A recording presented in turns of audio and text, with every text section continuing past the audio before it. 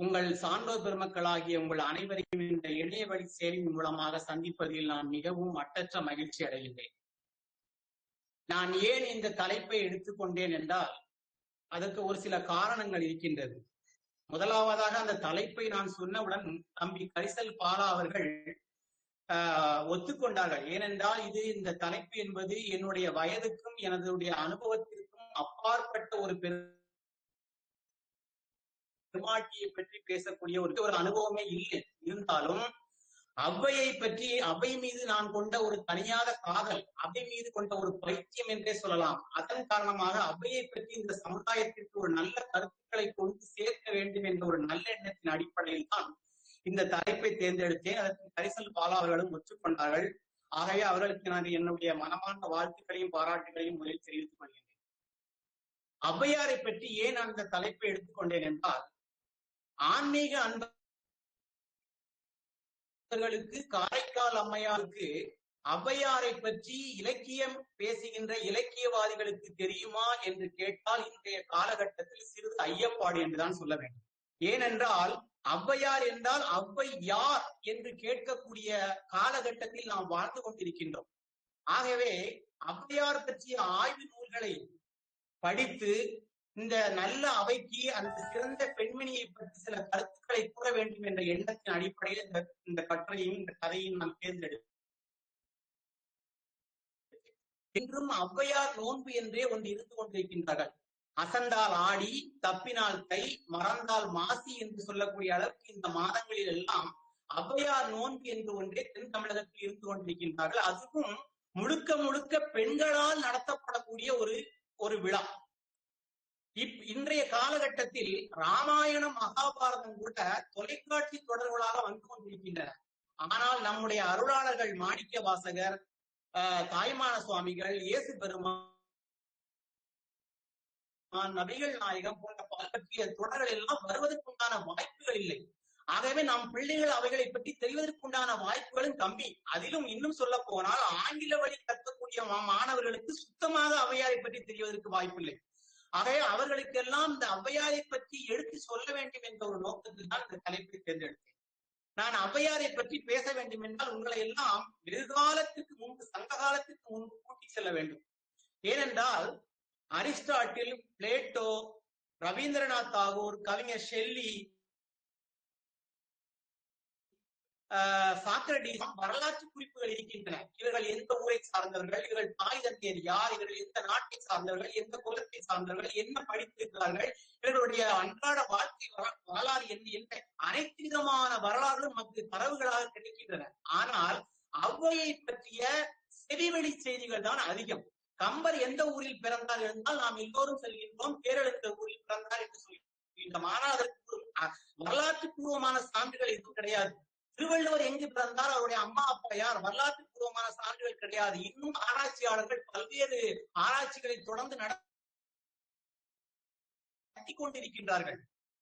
பொறுத்தளவும் பார்த்தீர்கள் என்றால் அனைத்து முக்காவாசி விஷயங்கள் ஔவையை பற்றிய செவிவழி செய்திகள். இவர்கள் எல்லாம் ஒரு மிகப்பெரிய ஒரு விஷயத்தை நீங்கள் கவனிக்க வேண்டும்.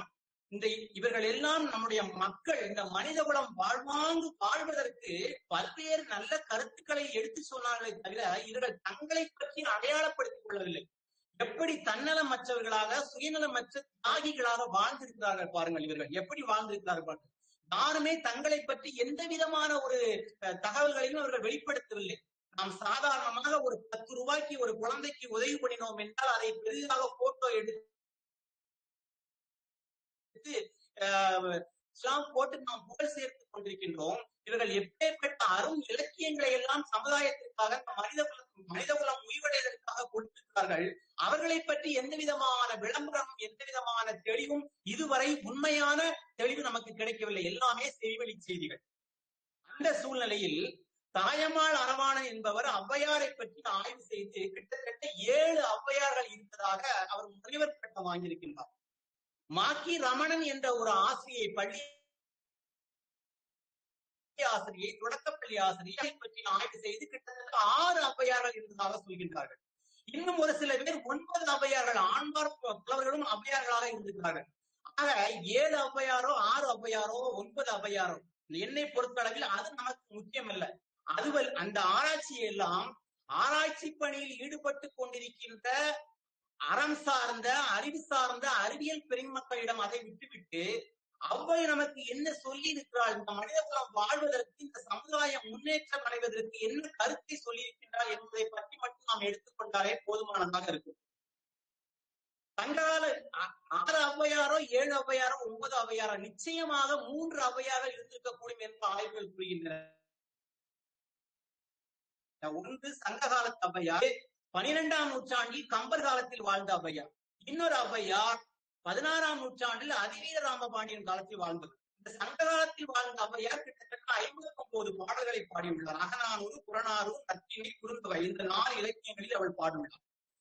12ஆம் நூற்றாண்டில் வாழ்ந்த ஔவை கிட்டத்தட்ட தனிப்பாடல்கள் திரட்டி என்று ஒரு 71 பாடல்களையும் 310 ஔவை குறள் என்ற ஒரு நூலையும் எழுதியிருக்கிறாள்.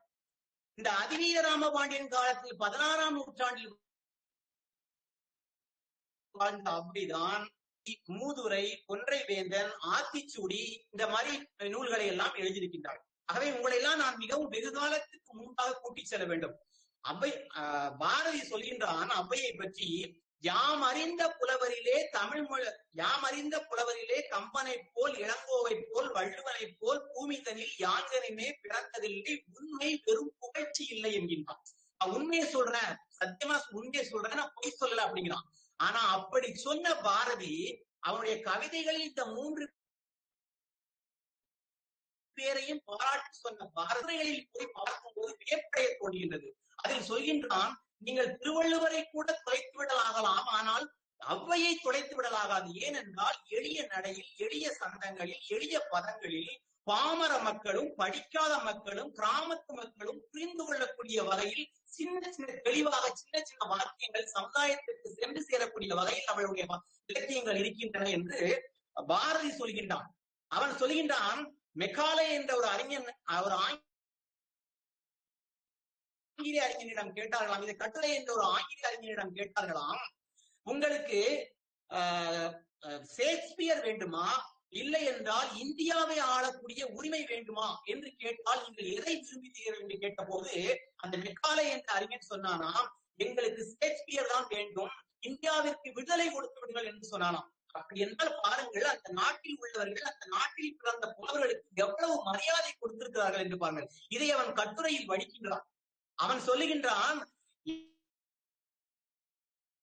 எனக்கு என்னிடம் வேறு மற்ற புலவர்கள் வேண்டுமா என்று என்னிடம் யாராவது கேட்டால் நான் ஔவைதான் வேண்டும் என்று சொல்வேன். காரணம் ஏனென்றால் ஒரு தராசு கட்டில் ஒரு பக்கத்தில் தமிழ் புலவர்கள் இயற்றிய அத்தனை தமிழ் இலக்கியங்களையும் வைத்துக் கொண்டு இன்னொரு தராசு தட்டில் ஔவையின் இலக்கியங்களை வைத்துக் கொண்டால் அழுத்தத்திலும் வலிமையிலும் ஔவை தாங்கி இருக்கக்கூடிய அந்த தராசு தான் கீழே தாழ்ந்திருக்கும், வலிமையில் கீழே தாழ்ந்திருக்கும். அந்த அளவுக்கு வலிமை படைத்தது ஔவையின் இலக்கியம் என்று சொல்கின்றான் பாரதி. பாரதியே ஔவையை பாடுகின்றான். எப்பேற்பட்ட ஒரு பெருமாட்டி, எப்பேற்பட்ட ஒரு தலை சிறந்த பெண்மணியாக அவள் வாழ்ந்திருக்கிறார் பாருங்கள். கிட்டத்தட்ட 49 பெண்பார் புலவர்கள் இருந்திருக்கிறார்கள். அந்த 49 பெண்பார் புலவர்களுக்கும் அவைக்கள புலவராக தலைமை தாங்கி ஒரு பெண்மணி வாழ்ந்திருக்கிறாள். இன்னொன்று சொல்ல விரும்புகின்றேன், அவள் மிகவும் தன்னலமற்ற பெண்ணாக வாழ்ந்திருக்கின்றாள். எல்லா புலவர்களும் கல்யாணம் கட்டி கொண்டு குழந்தை குட்டிகளோடு வாழ்ந்த காலத்தில் நமக்கும் இந்த திருமண சம்பந்தத்திற்கும் தகுதி இல்லை, நாம் சமுதாய பணி ஆற்ற வேண்டும், நாம் தமிழுக்கு தொண்டாற்ற வேண்டும் என்று கருதி அவருமானிடம் முழுமையை வேண்டி பெற்றுக் கொண்டாள். எவ்வளவு தன்னலமற்றவளாக அவள் இருந்திருக்கிறார் பாருங்கள். அவளை பற்றி சொல்ல வேண்டும் என்றால் புறநானூற்றில் ஒரு கதை வருகின்றது. இது எல்லோருக்கும் தெரிந்த கதை. ஒரு அரசனும் புலவராக நண்பராக இருக்கலாம், ஒரு அரசனும் ஒரு மந்திரியும் நண்பராக இருக்கலாம், ஒரு அரசனும் ஒரு புலவரும், ஒரு ஆண் இனத்தை சார்ந்த அரசனும் ஒரு பெண் இனத்தை சார்ந்த ஒரு புலவரும் நண்பர்களாக இருந்ததற்கு மிகப்பெரிய எடுத்துக்காட்டு, மிகச் சிறந்த சான்று ஔவை அதியமான் நட்பு. ஏனென்றால் ஔவையும்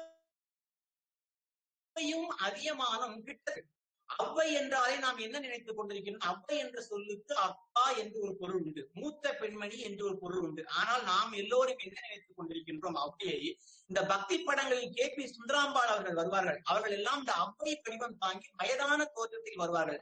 அதை பார்த்து ஔவை என்றால் வயதான பெண்மணி என்று நாம் நினைத்துக் கொண்டிருக்கின்றோம். அப்படிப்பட்ட பெண்மணி அவள் அல்ல. ஒரு மூத்த பெண்மணி என்றுதான் சொல்ல வேண்டும். அவள் அதியமானை காண்பதற்காக அரண்மனை வருகின்றாள். அதியமான் அவளை புன்முறுவலோடு வரவேற்று அரண்மனையில் தங்க வைக்கின்றான். நாளொரு மேனியும் பொழுதொரு மன்னமாக அவளிடம் தமிழை பற்றி கேட்டு தெரிகின்றான். அவளுக்கு பரிசு கொடுக்காமல் காலம் தாழ்த்துகின்றான். என்ன காரணம் என்றால் அவ்வை வேறொரு இடத்துக்கு சென்று விடுவாள். அவ்வை எப்பொழுதும் ஒரே இடத்தில் இருப்பதில்லை. அவர்களை எல்லா மன்னர்களும் நீங்கள் என் அரண்மனையில் தங்குங்கள், எங்கள் நாட்டில் தங்குங்கள் என்ற அரசர்கள் அனைவரும் அவளை பாராட்டி போகின்றார்கள். ஆனால் அவள் அந்த புகழ்ச்சிக்கு அடிமைப்படாமல் தமிழ் கொண்டாற்ற வேண்டும் என்ற ஒரு காரணத்திற்காக நாடு நாடாக ஊர் ஊராக சென்று கொண்டிருக்கின்றாள். அப்படிப்பட்டவளுக்கு இவன் காலம் தாழ்த்துகின்றான், பரிசு கொடுக்காமல். இவளும் யோசிக்கலாம், அதியமான் நமக்கு ஏன் இன்னும் பரிசு தராமல் காலம் தாழ்த்துகின்றான் என்று. ஒரு நாள் இந்த சூழ்நிலையில் அதியமான் காட்டிற்கு வேட்டையாட செல்கின்றான். வேட்டையாடும் போது அங்குள்ள வேடுவர்களை இந்த காட்டில் என்ன சிறப்பு என்று கேட்கும் போது அந்த வேடுவர்கள் சொல்கின்றார்கள், இங்கு 12 வருடத்திற்கு ஒரு முறை ஒரு நெல்லிக்கனி காய்க்கும், கருநெல்லிக்கனி. இந்த நெல்லிக்கனியை சாப்பிடுபவர்கள், இது மிகவும் அரிய கனி, இந்த நெல்லிக்கனியை சாப்பிடுபவர்கள் நீண்ட நாள் வாழலாம் என்று சொல்கின்றார்.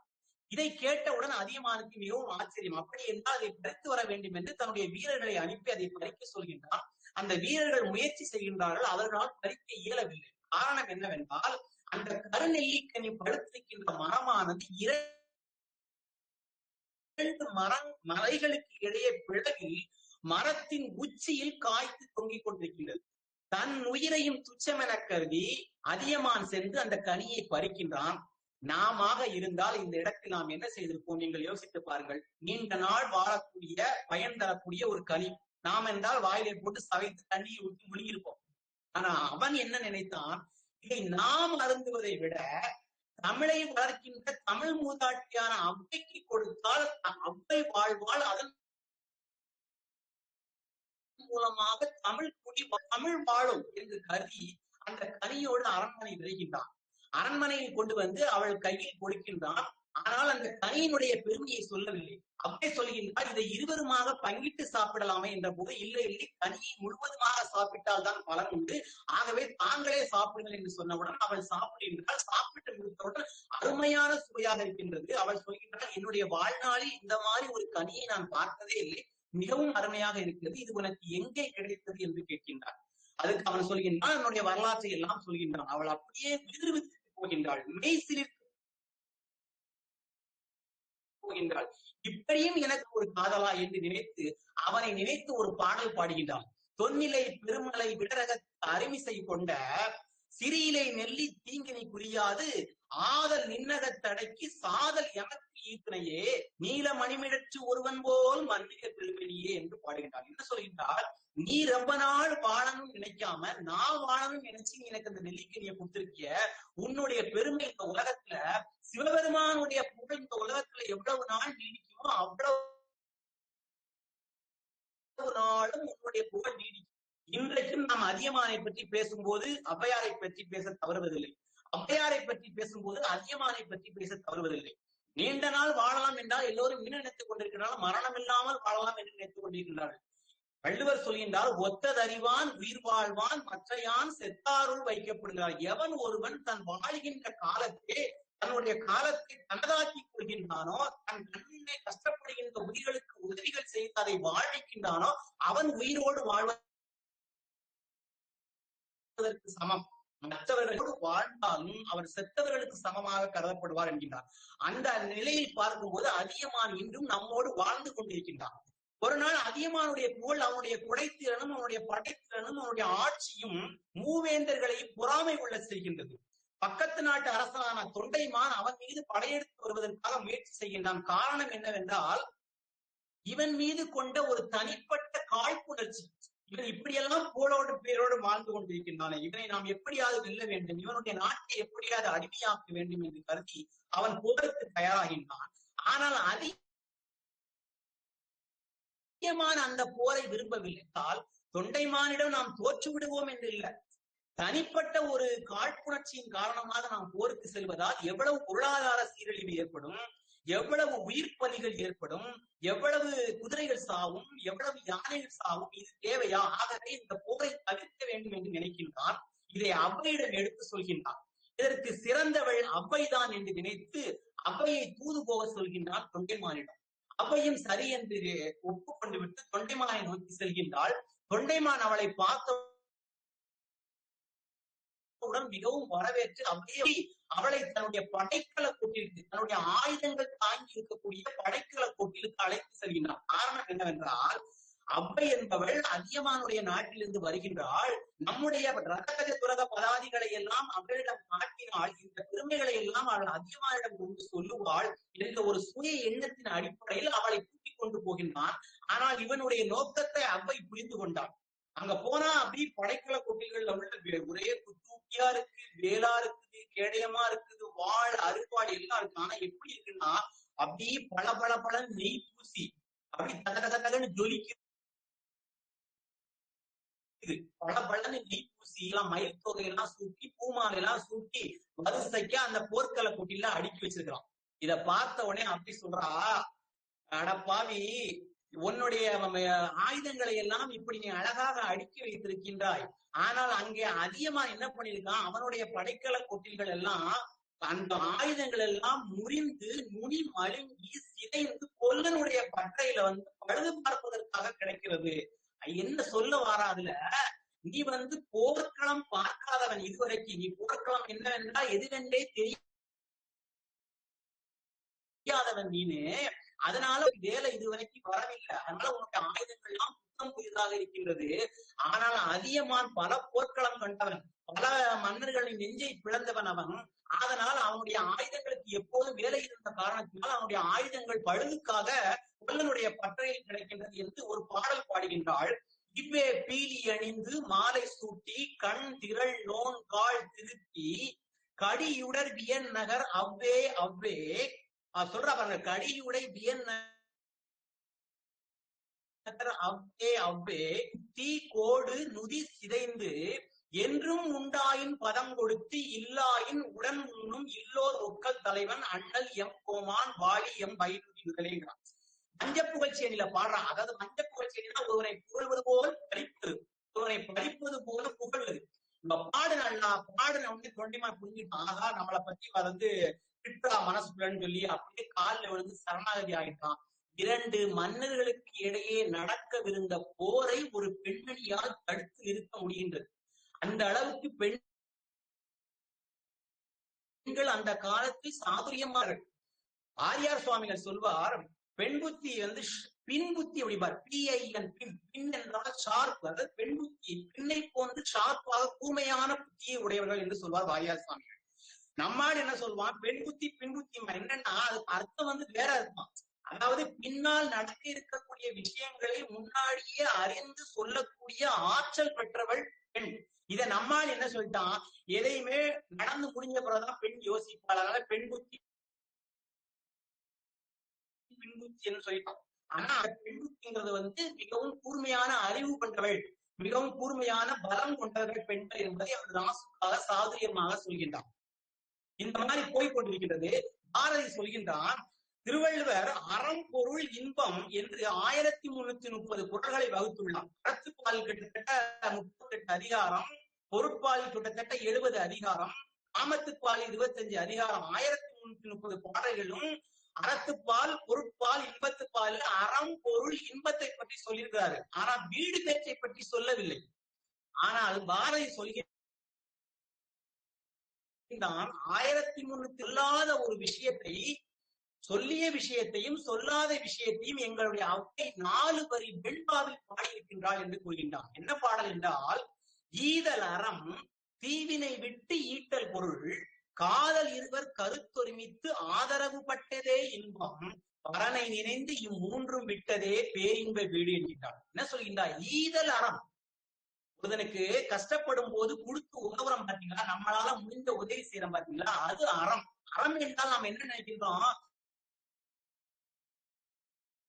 நாம பிறருக்கு கூட நினைக்கிறோம். அறத்தின் பல வகையான வகைகள் உண்டு. பிறருக்கு உதவி செய்கிறது, பிறருக்கு துன்பம் தராமல் இருப்பது, பிறர் மனையை கவராமல் இருப்பது, பிறர் பொருளை அபகரியாமல் இருப்பது, சமுதாயத்திற்கு நல்லது செய்வது, எல்லாமே அறத்தில் வரக்கூடிய விஷயம். ஈதல் அறம் தீவினை விட்டு ஈட்டல் பொருள். நம்ம எல்லாத்துக்குமே பொருள் தேவை. பொருள் இல்லாருக்கு இவ்வுலகம் இல்லை, அருள் இல்லாருக்கு அவ்வுலகம் இல்லைன்னு சொல்லியிருக்காங்க பெரியவங்க. பொருள் நமக்கு தேவைதான். ஆனா அந்த பொருளை சம்பாதிப்பதற்காக ஒவ்வொருவரும் எவ்வளவு மோசமான செயல்களில் எல்லாம் ஈடுபட்டு அந்த பொருளை சம்பாதிக்கிறார்கள் தெரியுமா? அதற்கு ஒரு தத்துவமும் வைத்திருக்கிறார்கள் அவர்கள். குறைக்குமா, கருவாடு வித்த காசு மணக்குமா நாருமா என்று ஒரு தத்துவத்தை சொல்கின்றார்கள். எப்படியெல்லாம் எந்த வழியிலெல்லாம் பொருளை சேர்க்க வேண்டுமோ அந்த வழியிலெல்லாம் பொருளை சேர்ப்பதற்கு அவர்கள் முயற்சி செய்கின்றார்கள் தவறான முறைகளில். உதாரணத்திற்கு, நாம் சாப்பிடக்கூடிய பொருட்களில் கூட இன்று கலப்படம் வந்துவிட்டது. ஆச்சரியமாக இருக்கின்றது. எதெல்லாமோ கலப்படம் செய்கிறார்கள். சாப்பிடக்கூடிய பொருட்களில் வத்தல் பொடியில் செங்கல் தூளை கலக்கிறார்கள். மிளகுக்கு பதிலாக மிளகோடு சேர்த்து பப்பாளி விதையை கலக்கிறார்கள். அரிசியோடு கல்லை சாப்பிட பொருட்கள் எல்லாம் சேர்த்து பொருளை ஈட்ட ஆசை. அவ்வளவு ஆசை, பொருள் சேர்க்கணும்னு அவ்வளவு ஆசை. பட்டத்தார் சொல்றாரு, நான் பிளக்க பொய் உரைத்து நவநிதியம் தேடி. தன்னுடைய நாக்கே பிளவுபடக்கூடிய அளவுக்கு பொய் சொல்லி பொருள் சேர்க்கிறான் மனிதன் அப்படிங்கிறார். நான் பிளக்க பொய் உரைத்து நவநிதியம் தேடி நலனொன்றும் அறியாத நாரியரை கூடி பூப்பிளக்க வருகின்ற புற்றீசல் போல பல புலன கலகலன புதல்களை பெருகி காப்பதற்கும் வகையறி கைவிடவும் மாட்டீர். அவர் பிறந்த மரத்தொழில் கால் நுழைத்துக் கொண்டே ஆப்பதனை அசைத்து விட்ட குரங்கதனை போல அகப்பட்டீர் கிடந்து உளர அகப்பட்டீரேங்கிறார். இவ்வளவு கஷ்டப்பட்டு நீ பொருளை சேர்த்து கல்யாணம் பண்ணி குழந்தை குட்டிகளை பெற்று கடைசியில் அவங்களை காப்பாற்றவும் முடியாம அவங்களை கைவிடவும் முடியாம ஆப்பு அசைத்த குரங்கு மாதிரி நம்ம அகப்பட்டு கஷ்டப்படுறீங்க ஏன்டான்னு அவர் நம்மளை பார்த்து கேட்கிறாரு. அந்த அளவுக்கு பொய் சொல்லி சம்பாத்தியம் பண்றாங்க. அவ்வளவு சம்பாத்தியம் பண்றதுல ஒரு தர்மமே கிடையாது, எந்த விதமான தர்மம் கிடையாது. அதான் சொல்றாங்க, ஈதல் அறம் தீவினை விட்டு ஈட்டல் பொருள். நல்ல வழியில நேர்மையான நியாயமான சத்தியமான முறையில பொருள் சம்பாதிக்கணும், உழைத்து சம்பாதிக்க வேண்டும். அதுதான் தீவினை விட்டு ஈட்டல் பொருளுக்கு அழகு.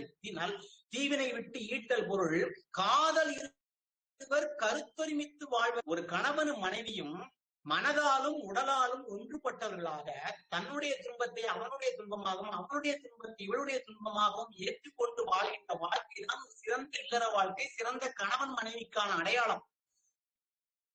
ஒன்றன் கூறாடை உடுப்பவராயினும் ஒன்றினார் வாழ்க்கையே வாழ்க்கை அப்படிங்கிறது கலித்துறை சொல்லு. என்ன சொல்லுன்னா, ஒரு வேட்டியை ரெண்டா கிழிச்சு அதை தன்னுடைய மானத்தை போர்த்திக்கிறதுக்காக வாழக்கூடிய சூழ்நிலை ஏற்பட்டால் கூட மகிழ்ச்சியோடு வாழ்கிறார்கள் பார்த்தீங்களா? அதுதான் சிறந்த இல்வாழ்க்கைக்கு அழகு என்கின்றது கலித்துறை. ஒன்றன் கூறாடை உடுப்பவராயினும் ஒன்றினார் வாழ்க்கையே வாழ்க்கை. ஈதல் அறம் தீவினை விட்டு ஈட்டல் பொருள் காதல் இருவர் கருத்தொருமித்து ஆதரவு இன்பம் பரனை இணைந்து இம்மூன்றும் விற்றதே பேரின்ப வீடு என்றார். கடைசி காலத்துல ஒரு 50-60 வயசுக்கு மேல இந்த தான தர்மங்கள் அது இது எல்லாத்தையும் பண்றதை விட்டுட்டு இறைவனை நினைத்து சிவசிவான்னு இறைவனை நினைத்து இறைவனை வணங்குறோம் பார்த்தீங்களா, அது வீடு பெற்றை அடைய செய்யும் என்று சொல்கின்றார். ஆக 1330 குறளில் சொல்லாத ஒரு விஷயத்தை 4 வரிகளில் ஒரு வெண்பாவில் நம்முடைய அவை சொல்லி முடிக்கிறார் என்றால் எவ்வளவு சாதுரியமான பெண்மணியாக இருக்கின்றாள் பாருங்கள். செல்வத்தை பற்றி சொல்கின்றால் செல்வம் நிலையற்றது, அதனாலதான் அதுக்கு செல்வம்னே பேர் வச்சாங்க. அது எப்ப செல்லும்னே தெரியாது, எப்போ போகும் எப்ப வரும்னே தெரியாது இல்லையா? அதனாலதான் அதுக்கு செல்வம்னு பேர் வச்சாங்க. கண்ணதாசன் ஒரு பாடல பாடுவாரு, காசே தான் கடவுளப்பா, அந்த கடவுளுக்கும் இது தெரியுமப்பா, கைக்கு கை மாறும் பணமே உன்னை கைப்பற்ற நினைக்குது மனமே, நீ தேடும் போது வருவதுண்டோ விட்டு போகும் போது சொல்வதுண்டோ, நீ தேடும் போது வருவதுண்டோ விட்டு போகும் போது சொல்வதுண்டோ. அது வருவதையும் சொல்லாது, அது போவதையும் சொல்லாது, அது எப்போ போகணும்னு தெரியாது. அதனாலதான் அதுக்கு செல்வம்னு பேர் வச்சாங்க. அழகா போய் சொல்றா, வருந்தி அழைத்தாலும் வாராத வாரா, பொருந்துவன போமின் என்றால் போகா, இருந்தேங்கி நெஞ்சம் புண்ணாக நெடுந்தூரம் தாம் நினைந்து குஞ்சுவதே மாந்தர் தொழில்தான். நீ கஷ்டப்பட்டு நம்மளோட வட்டார வழக்குல ஒரு மொழி ஒரு பழமொழி உண்டு, நீ என்னதான் உடம்பெல்லாம் எண்ணெயை தேய்ச்சிட்டு குருண்டாலும் ஒற்ற மண்ணுதான் ஒட்டுன்னு சொல்லுவாங்க பாத்தீங்களா? நம்ம என்னதான் பொருளை சம்பாத்தியம் பண்றதுக்கு முயற்சி செஞ்சாலும் நமக்கு கிடைக்கணும்னு இருந்தா தான் அடைத்தாலும் வாராத வாரா, பொருந்துவன போமின் என்றால் போகா. உனக்கு செல்வம் ஒரு லெவலுக்கு மேல சேர்ந்தாச்சு, ஒரு குறிப்பிட்ட அளவுக்கு மேல சேர்ந்தாச்சு, எனக்கு போதும்னு எவனும் சொல்ல மாட்டான். ஆனா போதும்னு சொன்னா கூட பொருள் வந்துகிட்டே இருக்கணும் என்று இறைவன் நினைத்தால் அது வந்து கொண்டே இருக்கும்.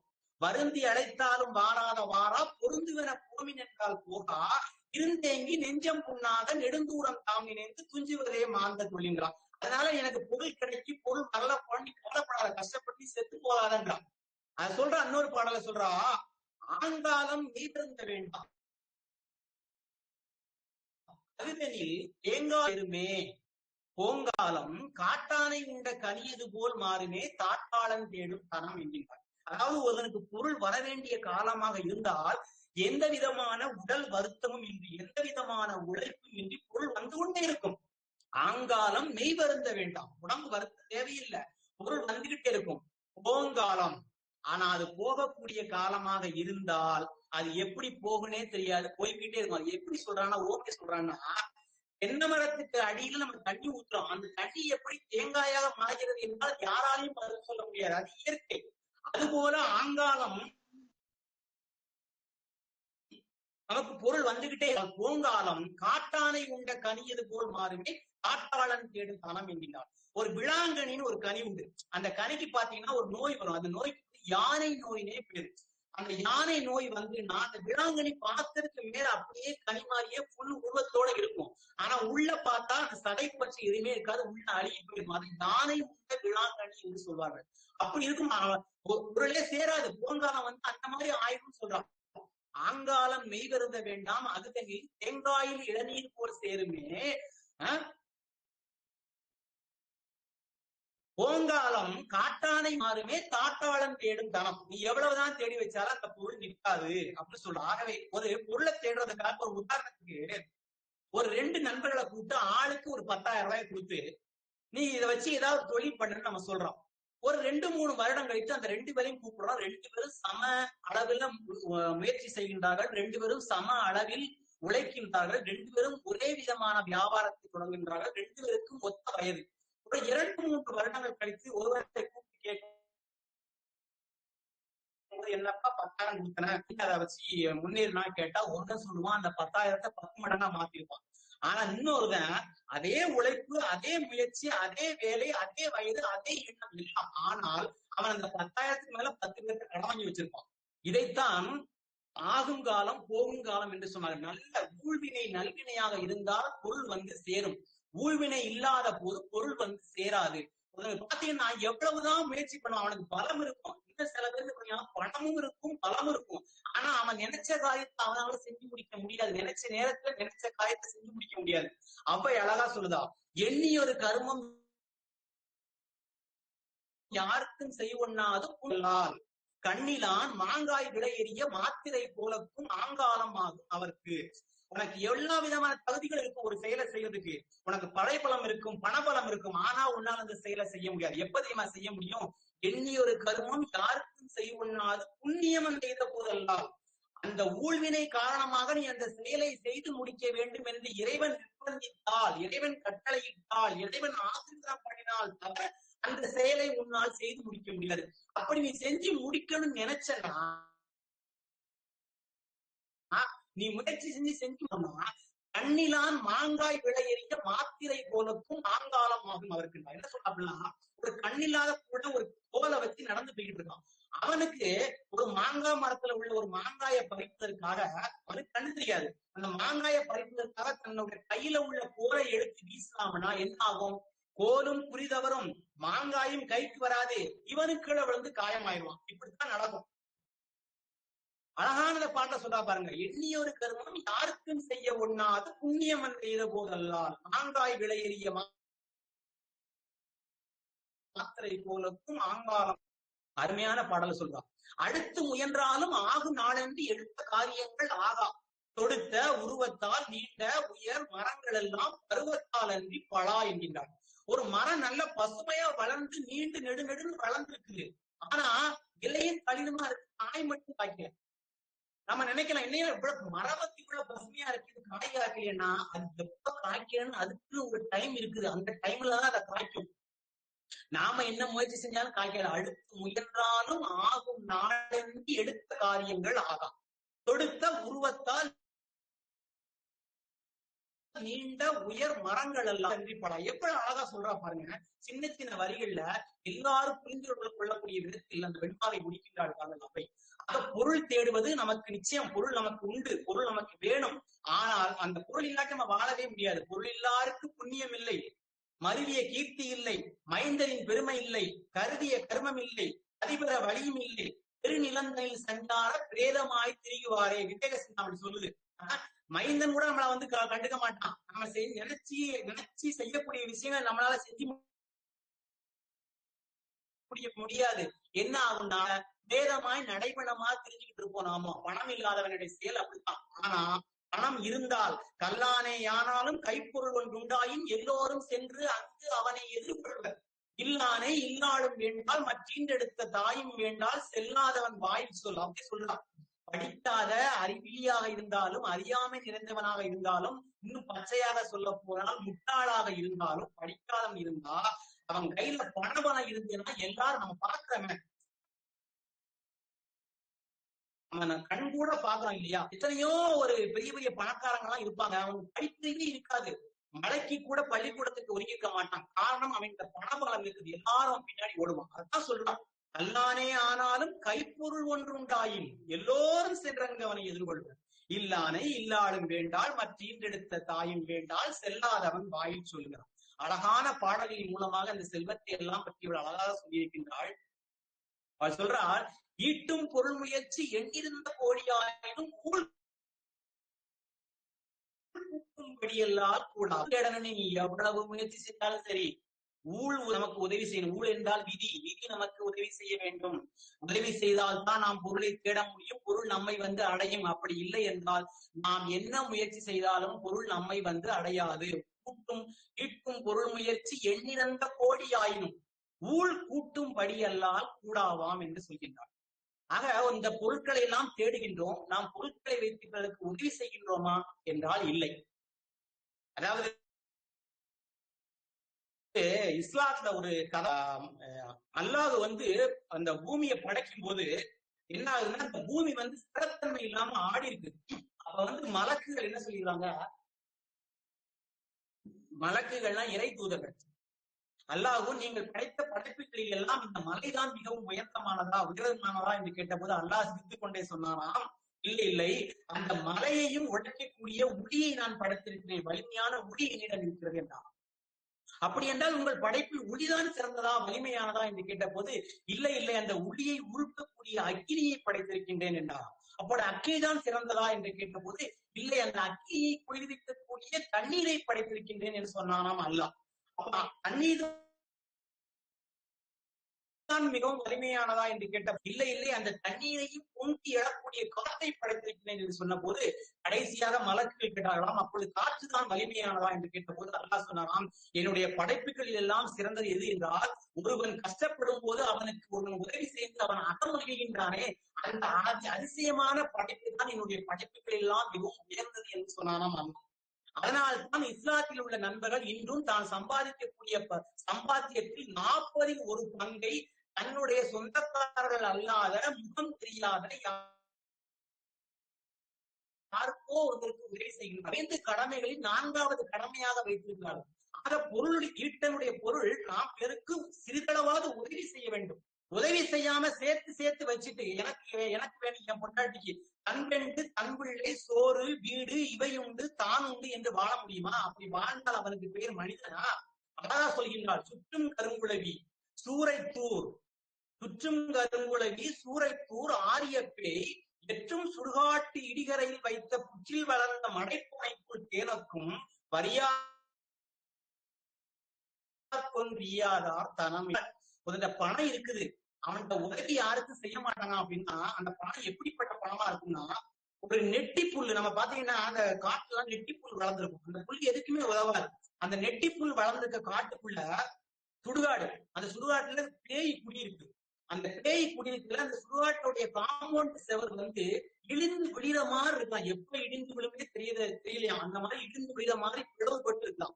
அந்த பிளவுக்கு நடுவுல ஒரு பாம்பு புற்று இருக்குது. அந்த பாம்பு புற்றுக்குள்ள இருந்து ஒரு பனைமரம் கிளம்புதான். அந்த ஒரு தேன்குடி இருக்குது. அந்த தேன்குடி யாருக்காவது உதவுமா? யாராவது தேன்கூடை பயன்படுத்த முடியுமா?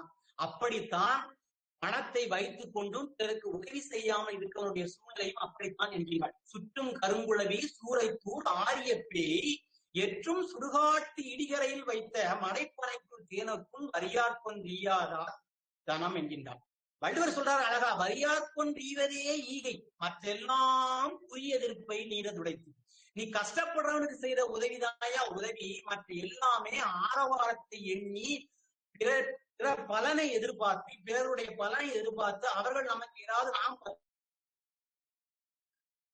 ரூபாய் செய்தால் அவர்கள் 15 ரூபாய் செய்வார்கள் என்ற எதிர்பார்ப்போடு நாம் செய்து கொண்டிருக்கின்றோம். அதனால சொல்லியிருக்காரு, வரியார்கொன் ஈவதே ஈகை மற்றெல்லாம் புரிய எதிர்ப்பை நீரதுடைத்து. நம்மால் என்ன பண்ணுவோம் தெரியுமா? கஷ்டப்படுறவனுக்கு கொடுக்க மாட்டான். நம்மாலே கஷ்டப்பட்டுக்கிட்டு இருப்பான், அடுத்த வேலை சோத்துக்கு வழி இல்லாம இருப்பான். இதை சொல்லும்போது எனக்கு வேதனையா இருக்கு. சில விஷயங்களை நான் கண்ணால பாக்குறேன், அதனால சொல்றேன். என்னதான் பொருள் சேர்த்து வச்சாலும் அப்படி ஒரு மனமும் சில பேருக்கு இருக்கத்தான் செய்யுது. கொடுக்க மாட்டான் பணம், யாருக்கு 10 காசு கொடுத்து உதவ மாட்டான். ஆனா அரசியல்வாதி மிரட்டும் பாத்தீங்களா? சில பேர் டொனேஷன் தருவான், எனக்கு தேர்தல் வருது காசு கொடு அப்படிம்பான். அவன்கிட்ட வாயை பொத்திக்கிட்டு காசு கொடுப்பான். ஏன்னா அதுக்கடுத்து இவன் வியாபாரம் பண்ண அந்த ஊருக்கு நடக்கணுமே. ஆனா கஷ்டப்படுற ஒரு பொண்ணு, ஒரு பொம்பளை ஒரு குழந்தைய வச்சுக்கிட்டு பராரியா நிப்பா ரோட்ல. குழந்தைக்கு பால் வாங்குறதுக்கு 5 ரூபாய் இல்லாம பராரி கோலத்துல நிப்பா. அவளுக்கு 10 ரூபாய் கொடுக்க மாட்டான்.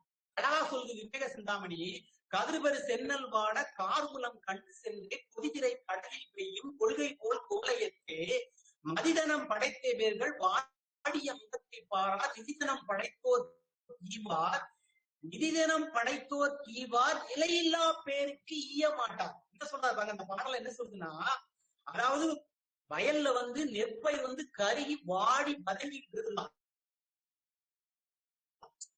மேகக்கூட்டம் கீழே பாக்குது, அந்த தானியங்கள் எல்லாம் பயிர்கள் எல்லாம் பாக்குது. ஆனா அந்த இடத்துல பயிர்கள் எல்லாம் வாடி நிக்குது. அங்க மழை பொழியலாம்ல, அங்க மழை பொழிந்தா அதுக்கு உதவிகரமா இருக்கும். ஆனா அங்க மழை பொழியாம அதை கடந்து கடல்ல போய் மழையை கூட்டுமா. கடல்ல மழையை கூட்டுவதனால் என்ன பயன்?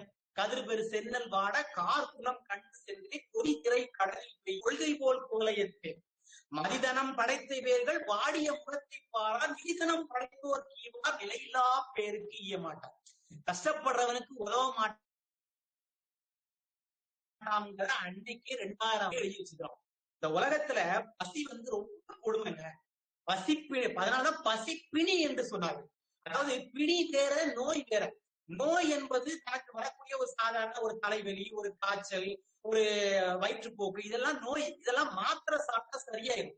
ஆனா பிணி இருக்கு பாத்தீங்களா, பிணி ஒருத்தருக்கு வந்துட்டா அது அவனுடைய உயிரோட தான் நிற்கும். அதனால அத பசி பிணி என்று சொன்னார்கள். ஏன்னா பசி தொடர்ந்து வந்துகிட்டே இருக்கும். காலையில ஒரு எந்திரிப்பான், அப்படியே பல்லு கூட தேய்ச்சிருக்க மாட்டோம், ஒரு பெட் காஃபி குடிப்போம். குடிச்சு முடிச்ச ஒரு 8 மணிக்கு ஒரு 5-6 இட்லி, ஒரு 2 வடை, பொங்கல் அது சாப்பிடுவோம். ஒரு 11 மணி சாப்பிட்டா பரவாயில்லையேன்னு தோணும். ஏதோ ஒரு நொறுக்கி திணி, ஏதோ ஒரு முறுக்கோ, ஒரு கேக்கோ, ஒரு பிஸ்கட்டோ சாப்பிடுவோம். மத்தியானம் ஒரு 1:30 மணி ஆயிட்டா டான்னு, அதாவது பசிச்சு யாருக்கும் சாப்பிடறதில்ல. அதை கூட சொல்லி அப்படி பசித்து குசின்னு இருக்கா, அதெல்லாம் யாரும் இப்போ கடைபிடிக்கல. டைம் கடிகாரத்துல மணி 12 மணி 1:30 சாப்பிடணும். 12:30 மணி 1:30 மணி சாப்பிடுறோம். சாப்பிட்டு ஒரு தூக்கத்தை போடுறோம். சாயந்தரம் 4 மணிக்கு ஏதாவது சாப்பிடணும் போல அந்த வயிறு சொல்லு, சாப்பிடுறோம். திரும்பி 8 மணி ஏதாவது சாப்பிடணும்னு சொல்லி சாப்பிடணும். சில பேர் நடுசாமத்தை சாப்பிடுறோம், தலைமாடிட்டு பழங்கள்லாம் வச்சுக்கலாம், நடுசாமத்தை எடுத்து சாப்பிட்டு தண்ணியை குடிச்சுதான் பழகம். அப்படி சில பேர் இருக்கலாம் உலகத்துல. ஆக இந்த பசி, அதனால பிணின்னு சொன்னோம். அது தொடர்ந்து வந்துகிட்டே இருக்கும், நம்முடைய உயிர் போற வரைக்கும் இருக்கும். அதனால பசி பிணியின் கடல். பசியையும் பிணி என்று சொல்வார்கள், பிறவியையும் பிணி என்று சொல்வார்கள். பிறவியும் தொடர்ந்து வந்து கொண்டிருக்கக்கூடிய ஒரு செய்தி, தொடர்ந்து வந்துகிட்டு இருக்கும். புல்லாகி பூடாகி புழுவாய் மரமாகி பல்விருகையாய் பறவையாய் பாம்பாய் கல்லாய் மனிதராய் பேயாய் கடங்களாய் நல்லசுரராய் முனிவராய் தேவராய் செல்லான் இந்த தாவர சங்கமத்துக்குள் எல்லா பிறப்பும் பிறந்த மாணிக்கவாசகர் பிறவி இருந்தா நமக்கு. நீ புல்லாய் புழுவாய் கிடந்த நாள் போடாதோ, கீரியாய் கீடமாய் கிடந்த நாள் போடாதவரால் பந்தகிரியாய். இவ்வளவு பிறவி எடுத்தது போடாதா? அதனால அதுக்கு பிறவி பிணி என்று சொன்னான். அதனாலதான் வள்ளுவர் சொல்றாரு, பிறவி பெருங்கடல் நீந்துவர் நீந்தார் இறைவனடி சேராதார். பிறவி என்பது ஒரு கடல் மாதிரி. அந்த கடலை நீந்தணும்னா எவனெல்லாம் இறைவனுடைய திருவடியை நாடுகின்றார்களோ, எவனெல்லாம் அந்த அளவற்ற அருளாளரான இறைவனை நாடுகின்றார்களோ அவன் பிறவி பிணியில் தப்பிப்பான். நீந்துவர் நீந்தார் பிறவி பெருங்கடல் நீந்துவர் நீந்தார் இறைவனால் பிறவி பெருங்கடல் நீந்த முடியாது. இந்த பிறவியையும் இந்த பசியையும் தான் பிணி என்று வைத்தார்கள். அப்ப பசியோட இருக்கும்போது ஒருத்தருக்கு சாப்பாடு கொடுக்கணுமா இல்லையா? கொடுக்க மாட்டாங்க. யாருமே கொடுக்க மாட்டாங்க. நிறைய பேர் கொடுக்க மாட்டாங்க. எல்லாரையும் கூட சொல்ல வரல, நிறைய பேர் கொடுக்க மாட்டாங்க. பசியால ஒரு வாடி நிக்கிறான். அவனுக்கு தெரியுமா உங்களுக்கு?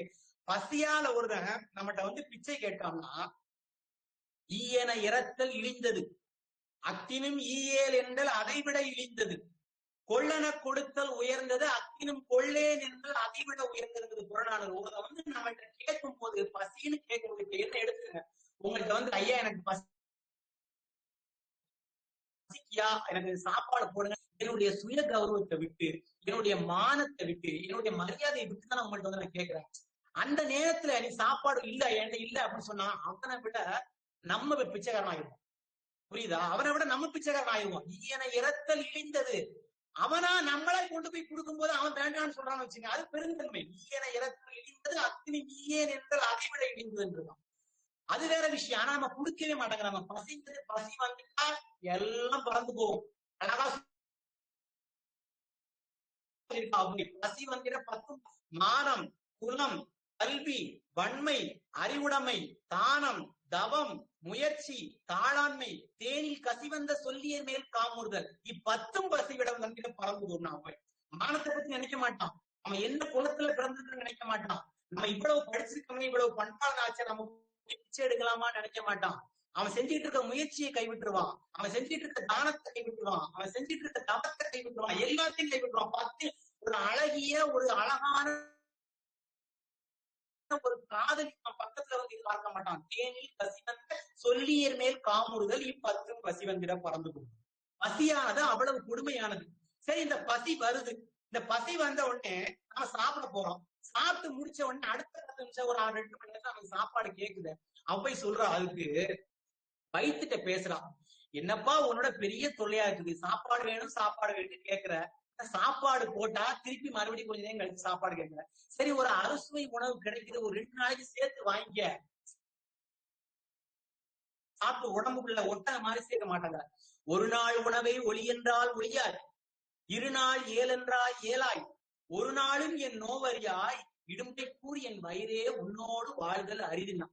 ஒரு நாள் நீ சாப்பிடா பட்டினியா இருக்க, சாப்பாடு கிடைக்க மாட்டேங்குது, நமக்கு யாரும் போடல, நீ பட்டினியா படுனா கேக்குறியா? கேட்க மாட்டாங்க. சரி, ஒரு நாள் நல்ல சாப்பாடு அறுசுவை, ஒரு கல்யாண வீட்டுக்கு போறோம், நல்ல அறுசுவை உணவு கிடைக்கும், வட்டை பாயாசத்தோட கிடைக்குது. இன்னைக்கு கிடைக்கும், நாளைக்கு கிடைக்காது. 2 நேரத்துக்கு 2 நாளைக்கு தேவையான சாப்பாடை வாங்கி வச்சுக்கன்னா வச்சுக்கிறியா? வைக்கவும் மாட்டாங்க. உன்னோடு இடும்பை கூறி என் வயிறே உண்ணுது அப்படின்னு என்ன அழகா சொல்றா பாருங்க. ஒரு நாள் உணவை ஒளி என்றால் ஒளியாய், 2 நாள் ஏழென்றால் ஏழாய், ஒரு நாளும் என் நோவரியாய், இடும்பை கூறி என் வயிறே உன்னோடு வாழ்தல் அறிந்து அப்படின்னா.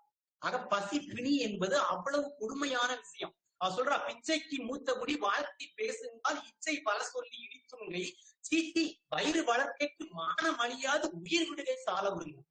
நீ சாப்பாட்டுக்காண்டி உங்கள்கிட்ட போய் அவனை நீங்க நல்லவன், நீங்க ரொம்ப படிச்சவர், நீங்க ரொம்ப பண்பாளர், நீங்க சமுதாயத்துக்கு இவ்வளவு உதவி பண்றாளு அப்படின்னு அவனுக்கு தாஜா பண்ணி அவன்கிட்ட இருந்து பொருள் வாங்கணும், அவன்கிட்ட இருந்து சாப்பாடு வாங்கணும், இப்படி வாங்கி சாப்பிடணும்னு நினைக்கிறிய, இது உனக்கு ஒரு வாழ்க்கையா? அந்த வாழ்க்கை தேவையா? இதுக்கு செத்துப்போ அப்படிங்களா? இச்சைக்கு மூத்த குடி வாழ்க்கை பேசுங்கால் இச்சை பல சொல்லி இடிச்சுங்க சீச்சி வயிறு வளர்க்கைக்கு மானம் அழியாது உயிர் விடுகை சால சொல்வார். செல்வரை பின் சென்று சங்கடம் பேசி பல்லினை காட்டி பரிதறியாமல் பரானந்தத்தில் எல்லையில் புக்கிட ஏகாந்தமாய் ஆமிடத்தில் அல்லலத்தி என்றிருப்பேன் அத்தனையே கைலாயத்தனை. யார்கிட்டையும் போய் என்னுடைய சூழ்நிலை இப்படின்னு கைகட்டி நிற்க கூடாதியா, யார்கிட்டையும் போய் எதுவும் கேட்கக்கூடாது. அந்த சூழ்நிலை தராத, எனக்கு பசிக்கு எனக்கு உதவி செய்யுங்க, எனக்கு உபகாரம் பண்ணுங்கன்னு யார்கிட்டையும் போய் நான் கேட்டக்கூடாது அப்படின்னு நினைத்தார் இறைவன். அபிராமிப்பட்டர் சொல்வாரு, அபிராமிப்பட்டர் அபிராமி அன்பாயில பாடுவாரு, திருக்கடவுர் அபிராமிக்கு பாடுவாரு. என்ன சொல்ல, இல்லாமை சொல்லி ஒருவர் தம்பார் சென்று இழிவுபட்டு நில்லாமை நெஞ்சில் எனக்குகிறேன், நித்தம் நீடுதவம் கல்லாமை கற்ற கயவர் தம்பால் ஒரு காலத்திலும் செல்லாமை வாதங்கள் சேர்மீன்களே. படிக்காதவன், ஒரு மூர்க்கத்தனமா உள்ளவன், ஒரு முட்டாள், அவனால் வசதியா இருக்கான், ஆனா அவன்கிட்ட போய் என்னை கேட்க வச்சிடாது, அந்த சூழ்நிலை எனக்கு கொடுத்துடாது. அப்படி அந்த அளவுக்கு பசி பிணி. அதனாலதான் பட்டத்தார் சொல்வாரு, ஒரு நேரத்துல அவர் சாப்பாடு வாங்க போய் ஒரு இடத்துல அடிச்சிருவாங்க. அவர் அவர் சொல்வாரு, இருக்கும் இடம் தேடி என் பசிக்கே அன்னம் உருக்கமுடன் கொண்டு வந்தால் உண்பேன்.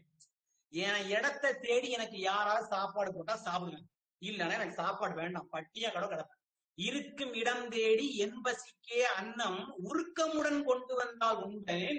பெருக்க அழைத்தாலும் போகேன், அரணே என் தேகம் இழைத்தாலும் போகேன் அப்படின்னா, என்னை வந்து எவனா கூப்பிட்டாலும் நான் போக மாட்டேன், இழைச்சு நான் செத்தாலும் போக மாட்டேன் அப்படிங்கிறது. அந்த அளவுக்கு பசி. அதனாலதான் பசிப்பிடி அப்படி இருக்கிறதுனாலதான் அருளாளர்கள்லாம் இந்த மாதிரி பாடிட்டாங்க. ராமலிங்க வள்ளலார் பாடுறாரு, ஈ என்று நான் ஒருவரிடம் இன்று கேளாத இயல்பும் என்னிடம் ஈதிடு என்ற போது அவருக்கு இலை என்று சொல்லாமல் இடுகின்ற திறனும். நான் யார்த்தையும் போய் என்னுடைய சூழல் இப்படி, என்னுடைய கதை இப்படி இருக்கு, எனக்கு உதவி பண்ண யார்த்தையுமே நின்றக்கூடாது இறைவா. ஈ என்று நான் ஒருவரிடம் இன்று கேளாத இயல்பும். அதே சமயத்துல அவர் சொல்றாரு, என்னிடம் ஈதிடு என்ற போது நான் இலை என்று சொல்லாம். எங்கிட்ட வந்து யாராவது கேட்டாங்கன்னா அவன் நான் இல்லைன்னு சொல்லக்கூடாது, அவனுக்கு நான் உதவி பண்ணணும். அதான் அவர் பாடுறாரு, வாடிய பயிரை கண்ட போதெல்லாம் வாடினேன், வாடிய பயிரை கண்ட போதெல்லாம் வாடினேன், பசியினால் இழைத்தே வீடுதோறும் அயர்ந்து வெற்றர்களை கண்டு உள்ளம் பதைத்தேன், நீடிய பிணியால் வருந்துகின்றோ என் நேர்முறக் கண்டு உள்ளம் துடித்தேன், ஈடின் மாணிகளாய் ஏழைகளாய் நெஞ்சுடைமை கண்டு நான் அவர்களை கண்டு அழுதேன்னு சொல்றாரு. என்ன சொல்றாருன்னா, பசியால வருந்தி, பசிப்பிணியால ஒரு சாப்பிடாம பட்டினா வீடு கதவெல்லாம் தட்டியும் சாப்பாடு வாங்கி சாப்பிட்டு அவனுடைய பசிய போக்க முடியல, பட்டினியா உள்ளம் பதைக்குது அப்படிங்கிறது. பசியராத அயர்ந்த வெற்றர்களை கண்டு என் உள்ளம் பதைக்கிறேன். அதனால வாடிய பயிரை கண்ட போதெல்லாம், அதை ஏகாரத்துல பாடுறாங்க, வாடிய பயிரை கண்ட போதெல்லாம் வாடினேன். வாடிய பயிரை கண்டு வாடினேன்னு சொல்ல, வாடிய பயிரை கண்டு வாடினா ஒரு வாட்டி கஷ்டப்படுறது. ஆனா அவர் எப்பெல்லாம் அந்த பயிரை பாக்குறாரோ, அந்த ஓரறிவு கொண்ட அந்த ஜீவனை எப்பெல்லாம் பாக்குறாரோ அப்பெல்லாம் கஷ்டப்படுவாராம். வாடிய பயிரை கண்ட போதெல்லாம் வாடினேன் அப்படிங்கிறாரு. அப்போ தன் கண்ணுக்கு முன்னாடி கஷ்டப்பட்டிருக்கக்கூடிய உயிர்களுக்கு உதவி செய்வதுதான் மனித தட்டு தேடி பணத்தை புதைத்து வைத்து கேடுகட்ட மானிடரை கேளுங்கள், கூடுவிட்டு ஆவிதான் போயின யாரோதான் அனுபவிப்பார் பாவிகால் அந்த பணங்கிறான். அவை பாடுபட்டு பாடுபட்டு சேர்த்து வைக்கிறீங்களா? யாருக்கு சேர்த்து வைக்கிறீங்க? யாருக்கு சேர்த்து வச்சு நீங்க என்ன பண்ண போறீங்க? உதவி செய்யுங்க, எல்லாத்துக்கும் உதவி செய்யுங்க. அப்படி செய்யலன்னா அந்த பொருள் யாருக்குதான் ஒருத்தருக்கு போயிடும். நம்பன் அடியாருக்கு நல்கா திரவியங்கள் பம்புக்காம் பேய்க்காம் பரத்தைக்காம் வம்புக்காம் கொள்ளைக்காம் கள்ளுக்காம் கோவுக்காம் சாவுக்காம் கள்ளருக்காம் தீக்காகும் கான் என்கிறாள் அவை. நீ கஷ்டப்படுறவனுக்கு உதவி செய்யணும்னு வச்சுக்க, அந்த பணம் வந்து சூனியக்காரன் கொண்டு போயிருவான், அந்த பணத்தை பேய் ஓட்டிட்டு போயிடும், அந்த பணம் வம்புல போயிடும், பரத்தை பண்ணிட்ட போயிடும், ஒழுக்கம் இல்லாத பெண்கள் வந்து குடிக்கிட்டு போயிருவாங்க, களவாணி பெதியினால் எரியப்படும், கள்ளு குடிக்கலாம் வந்து எடுத்துட்டு போயிருவாங்க. அழகா சொல்றான், நம்பன் அடியாருக்கு நல்கா திரவியங்கள் பம்புக்காம் பரத்தைக்காம் பேய்க்காம் வம்புக்காம் கொள்ளைக்காம் கள்ளுக்காம் கோவுக்காம் சாவுக்காம் கள்ளருக்காம் தீக்காகும் காணின்றான். அழகா சொல்லுது, நாலடியார் சொல்லுது, உண்ணான் ஒளிநிறான் ஓங்கு புகழ் செய்யான் துன்னரும் கேளிர் பேர் களையான் பொன்னே வழங்கான் பொருள் காத்திருப்பானே ஆ ஆ இழந்தான் என்று எண்ணப்படுது. என்ன பண்ணுவானா, பொருளை சேர்த்து வைப்பான், உபயோகப்படுத்த மாட்டான், யாருக்கு எந்த உதவியும் பண்ண மாட்டான். உண்ணான் ஒளிநீரான் ஓங்கு புகழ் செய்யான், அதை வச்சு தன்னுடைய பெருமையை நிலைநாட்டிக் கொள்ளணும்னு நினைச்சா அதையும் பண்ண மாட்டான், அதை வச்சுக்கிட்டு தன்னுடைய புகழை உயர்த்துமான்னு நினைச்சா அதையும் பண்ண மாட்டான். உண்ணான் ஒளிநீரான் ஓங்கு புகழ் செய்யான் துன்னரும் கேளிர் பேர்களையான். சரி, நம்மளை சுற்றி உள்ளவங்க கஷ்டப்படுறாங்களா, அவனுக்கு உதவணும்னா அதையும் உதவ மாட்டான். கடைசியில போய் சேர்ந்துருவான், சேர்த்து வச்சுட்டு அதை வேற யாரோ ஒருத்தன் சம்பந்தம் இல்லாதவன் ஒருத்தன் வந்து சேர்ப்பான். ஏன்னா செல்வ நிலையற்றது இல்லையா, ஒருத்தன் வந்து இன்னொருத்தன் புகழ்தீர் பெருங்க கெட்டு பகடு நடந்த கூழ் பல்லோரோடு உண்ட பகடுரை யார் மாட்டும் இல்லாத செல்வம் சகடக்கால் போல வருது நாளடியார். அதாவது தூய்மையான வழியில் சம்பாத்தியம் பண்ண பணமா இருந்தா கூட உதவி செய்யல அப்படின்னா அந்த பணம் வந்து அவன்கிட்டையும் தங்காது. எப்படி வண்டி சக்கரமானது மேலேயும் கீழையும் சுற்றி வருகின்றதோ அது போல பணமும் ஒருவரிடம் நிலையாக இருக்காது என்கின்றது நாளடியார். சில பேர் பார்ப்பான், நாளைக்கு உதவி செய்யலாம்னு சொல்லுவான். யாராவது ஒருத்தங்க வந்து ஒரு குழந்தைக்கு படிக்கிறதுக்கு உதவி செய்யுங்க, ஒரு குழந்தைக்கு ஒரு காலேஜ் ஃபீஸ் கட்டணும், எனக்கு ஒரு உதவி செய்யுங்க அப்படின்னா ஒரு 10,000 ரூபாய் தரேன்னு சொல்லிடுவான். அன்னைக்கு என்ன சொல்லுவான், உடனே கொடுக்க மாட்டான். நாளைக்கு வாங்க தரேன்னு சொல்லிட்டு நாளைக்குள்ள அவன் மனசு மாறி ஒண்ணு 10,000 5,000 கொடுப்பான். அப்படி இல்லைன்னா அவனுக்குள்ளே ஒரு செல்ஃப் ஜஸ்டிபிகேஷன் பண்ணுவான். என்ன, நம்ம உதவி பண்ணாட்டி அவனுக்கு என்ன உதவி பண்ண ஆளா இல்ல, வேற யாராவது உதவி பண்ணுவாங்க, அப்படி கொடுக்க மாட்டான். நாளை நாளை நாளை என்பீராகில் நாளை நம்முடையதாவதும் அறியீர், நாளை நமனுடையதாவதும் அறியுங்கிறது கபிலர் அகவல் சொல்லு. இந்த நூல் சொல்லு என்ன சொல்றாங்க, நாளைக்கு உன்னுடைய நீ உயிரோட இருக்க முதல்ல உனக்கு தெரியுமா? அது இருக்க மாட்டாருன்னு தெரியாது. சரி, நாளைக்கு நீ இங்க நாளா போயிட்டா உன்னாவது எவன் கூட்டு போயிட்டான்னு இங்க வருது எப்படி செய்ய முடியும்? அதனாலதான் சொல்லுது, நன்றே செய்ய நன்றும் இன்றே செய்ய இன்றும் இன்னே செய்ய இன்னும் இப்போதே செய்ய அப்படின்னு. நல்லது செய்ய நினைச்சனா அதை காலம் தாழ்த்தாத. புன்முனி மேல் நீர் போல் நிலையாமை என்று எண்ணி இன்னினியே செய்ய நல்லன. நின்றான் இருந்தான் கிடந்தான் தன் கேள் அலறச் சென்றான் எனப்படுகிறான் நாளடி. என்ன சொல்றதுன்னா, காலையில எழுந்தவிட பாத்தீங்கன்னா அந்த புல்ல பாத்தீங்கன்னா அந்த பனித்துளி அப்படியே படிஞ்சிருக்கும். சூரிய ஒளி வர வர அது காணாம போயிடும். அத மாதிரி நம்முடைய வாழ்க்கை நிலையற்றது. அதனால நின்றான். இப்பதான்ப்பா நின்ன ஒரு அரை மணி நேரத்துக்கு முன்னாடி தான்ப்பா பார்ப்பான். என்ன செத்து போயிட்டான்னு சொல்றீங்க, நம்பவே முடியலப்பா. கல்யாண வீட்டுல அவர் செத்து போயிட்டா சொல்றீங்களே, என்ன எப்படி? அந்த மாதிரி நிலையற்ற வாழ்க்கை. நின்றான் இருந்தான். கொஞ்ச நேரம் முன்னாடி கோயில்ல பார்த்தேன், நின்றாங்களா, அரை மணி நேரத்துக்கு முன்னாடி பார்த்தேன். அப்போ நின்றான் இருந்தான் கிடந்தான் தன் கேள் அலறச் சென்றான். அவனுடைய சொந்தம் பண்ணவனா ஓன அழுற அளவு சொல்லிட்டு செத்து போயிட்டான். அந்த மாதிரி சூழ்நிலை நம்ம சூழ்நிலை. ஆகவே நீ உடனே செஞ்சிரு, உதவிய செய்யன்னு நினைச்சனா அதை காலம் தாழ்த்தாம உடனே செஞ்சிரு. மனம் ஒரு குரங்கு என்கிறது. மகாபாரதத்துல ஒரு கதை உண்டு. தர்மன் எல்லாத்துக்கும் உதவி செஞ்சுக்கிட்டு இருக்கான், எல்லாத்துக்கும் தர்மம் பண்ணிட்டு இருக்கான். கடைசி நேரத்துல ஒரு அண்ணனர் ஒருத்தர் வர தர்மம் கேட்கறதுக்கு இவன் தர்மன் சொல்றான், சரி ஓகேப்பா நாளைக்கு வாப்பா தர உனக்கு தாரேன் அப்படின்னா. ஒருவேளை பொருள் தீர்த்துடுதா அப்படி இல்லையா, அவருக்கு கொடுக்கக்கூடிய மனம் இல்லையான்னு தெரியல, நாளைக்கு வாணும். இந்த பக்கத்துல இருந்து பீமன் கேட்டுக்கிட்டே உடனே வேலையாள கூட்டான், இந்த ஊரே விழா கோலம் போட வேண்டும், எல்லா பக்கமும் முரசறைந்து விழாவிற்கு ஏற்பாடு செய்ய சொல்லுங்கள், ஊரே நகரே விழா கோலம் போட வேண்டும், எல்லோரும் சிறப்பாக கொண்டாட வேண்டும் என்றாங்க. தர்மன் யோசிச்சுதான், என்ன நம்ம நாளைக்கு இவனை சாப்பாட்டுக்கு வர சொல்றோம், இவன் ஏன் இப்படி ஆர்ப்பாட்டம் பண்றான்ட்டு பீமன் கேட்டிருக்கலாம். இந்த பீமா உனக்கு என்ன ஆயிடுச்சு, நான் அவனை நாளைக்கு வர சொல்றேன், நீ எதுக்கு இவ்வளவு நகரையே விழா கோலம் போனன்னு சொன்னா, இல்லை அண்ணா, நீங்கள் மிகப்பெரிய ஞானியாகி விட்டீர்கள், அதை கொண்டாடுவதற்காகத்தான் இந்த விழாவை ஏற்பாடு செய்தேன். நான் ஞானியா எப்படி சொல்றேன் அப்படின்னா, இல்ல நீங்க அவன் நாளைக்கு வான்னு சொல்றீங்க பாத்தீங்களா, அப்ப நாளைக்கு வான்னா நாளை வரை அவன் உயிரோடு இருப்பான் என்பதை நீங்கள் உணர்ந்திருக்கிறீர்கள், அப்ப நீங்க ஞானி இல்லையா?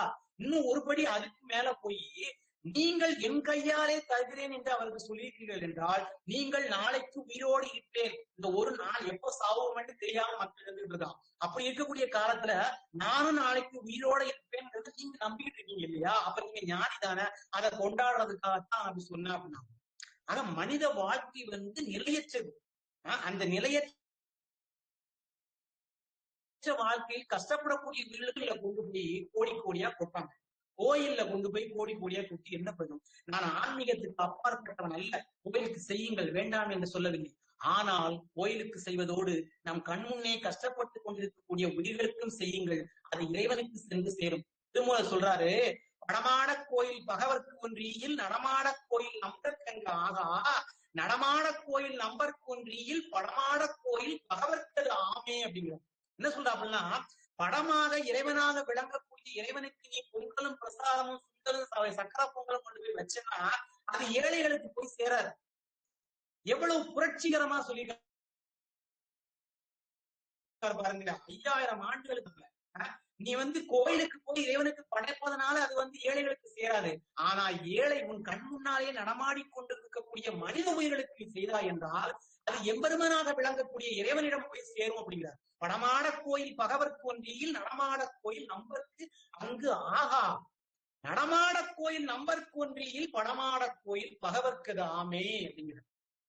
எவ்வளவு புரட்சியம். வாரியார் சுவாமிகள் சொல்லுவாரு, பாமரரும் புரிந்து கொள்ளக்கூடிய விதத்துல இந்த பாட்டை சொல்லுவார். அது என்ன சொல்லுவாருன்னா, நீங்க தலைமை தபால் நிலையத்துல கொண்டு போய் தபால போட்டீங்க அப்படின்னா தெருவில் உள்ள போஸ்ட் ஆபீஸ்க்கு வராது. ஆனா தெருவுல உள்ள போஸ்ட் ஆபீஸ்ல போய் ஒரு தபாலை போட்டீங்கன்னா அது தலைமை தபால் நிலையத்துக்கு போய் சேர்ந்துரும். ஆக நீ கோயில்ல போய் ஏதாவது இறைவனுக்கு படைத்தா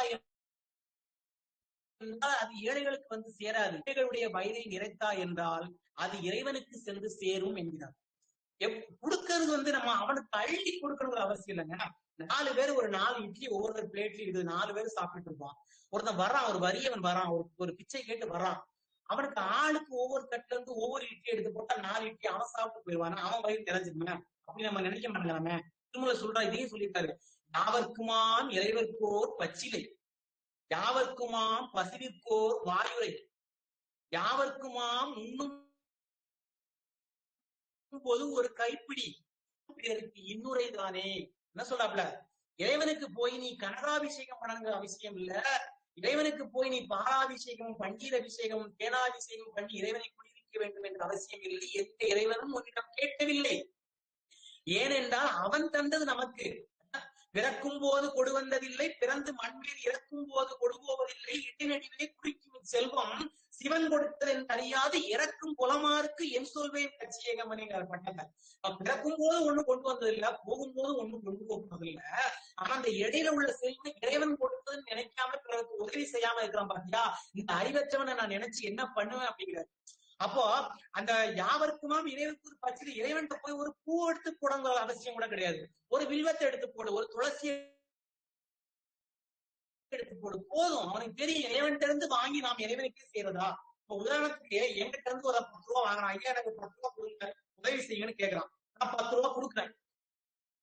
10 ரூபா கொடுத்த பிறகு அதுல ஒரு 5 ரூபாய் எடுத்துட்டாங்க, ஐயா நீங்க வச்சுக்கங்கன்னு என்ன செலவு கொடுத்தா என்ன அவமானப்படுத்த மாதிரி. ஆக நாம் இறைவனை அவமானப்படுத்திக் கொண்டிருக்கிறோம். என்னுடைய பார்வையில் இறைவனை நாம் அவமானப்படுத்தி இறைவனிடம் இருந்து வாங்கி கொண்டு இறைவனுக்கே கொடுப்பதா நாம்